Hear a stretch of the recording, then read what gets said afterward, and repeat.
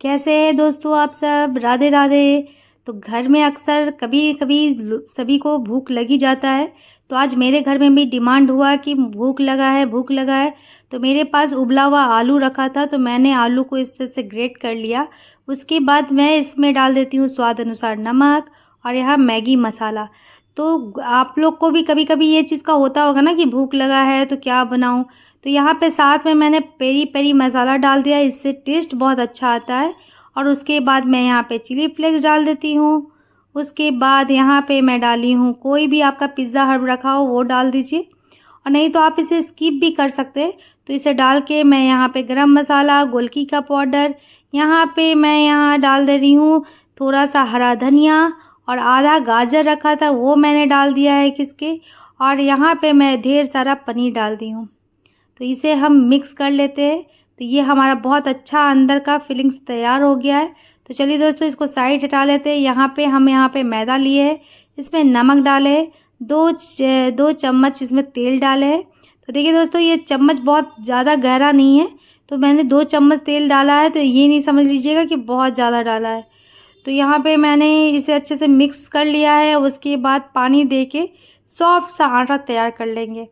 तो जब घर में सभी को भूख लगता है ना, तो लगता है क्या बना के दूँ, रोज़ रोज़ का वही चीज़ है। तो आज बिना तले हुए उन लोग को मैं समोसे भी से, कचौड़ी से भी अच्छा नाश्ता बना के खिलाने जा रही हूँ। तो देखिए दोस्तों, यहाँ पे आटा बिल्कुल सॉफ्ट सा हमने लगा लिया है।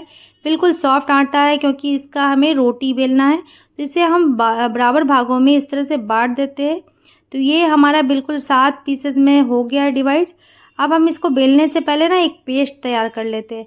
तो मैंने यहाँ उसी घी में और उसमें मैदा डाल दिया है और इस तरह का पेस्ट तैयार कर लिया है, ताकि हम जब वो इस पे लगाएंगे, जब हम रोटी बेलेंगे तो उस पे लगाएंगे। तो चलिए दोस्तों, अब बेल लेते हैं हम मैदे का जो डो बनाया था उसका रोटी बेल लेते हैं।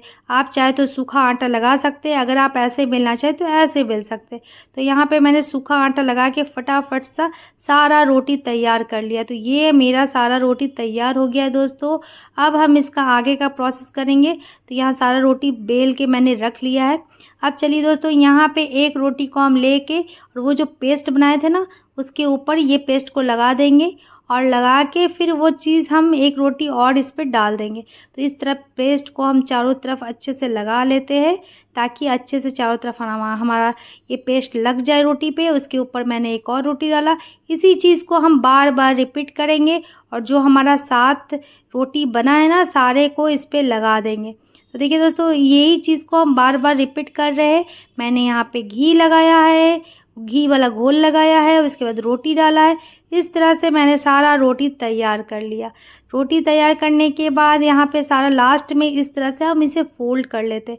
इसके ऊपर भी हम ना इस तरह का मैदा का जो घोल बनाया है, वो मैं मैदा और घी का वो लगा देते हैं, और फिर इस तरह का हम फोल्ड कर देंगे। इसके ऊपर भी हम घी लगा लेंगे।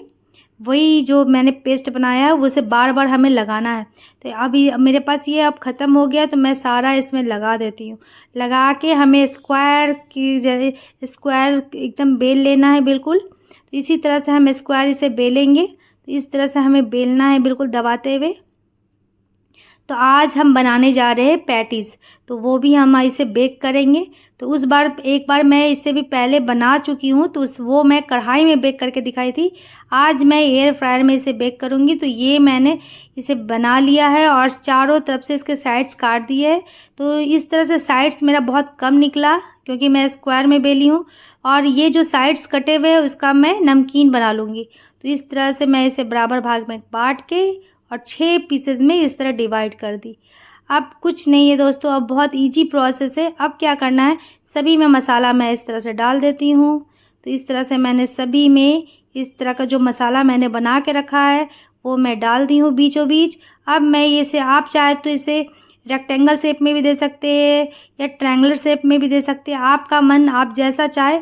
अब बीच में आप चाहे तो मैदा और पानी का घोल दे सकते हैं, या फिर आप पानी का भी घोल दे सकते हैं, उससे भी नहीं खुलेगा। तो इस तरह से हम इसमें मैदा पानी का घोल दे दिया। आप चाहे इसे फ्राई कर सकते हैं, मगर मैं इसे फ्राई नहीं करूँगी, मैं इसे बेक करूँगी। फ्राई करने से बहुत ज़्यादा हेवी हो जाता है। जब उसका परत खुलता है तो उसके अंदर घी चला जाता है, तो देखने में अच्छा लगता है, थोड़ा खाने में भी बहुत ज़्यादा क्रिस्पी हो जाता है।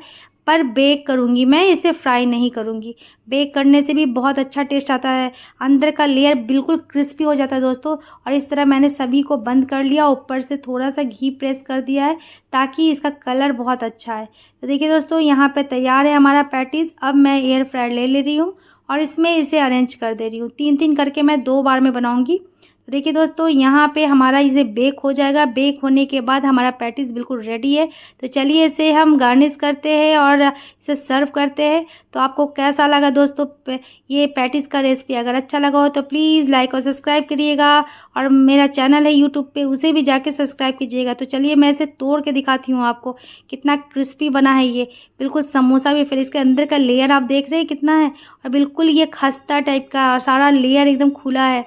तो देखिए दोस्तों, आपको लग रहा है कि बिल्कुल फ्राई है, फिर बिल्कुल चूड़ा इसका गिर रहा है, आप देख रहे हैं ना।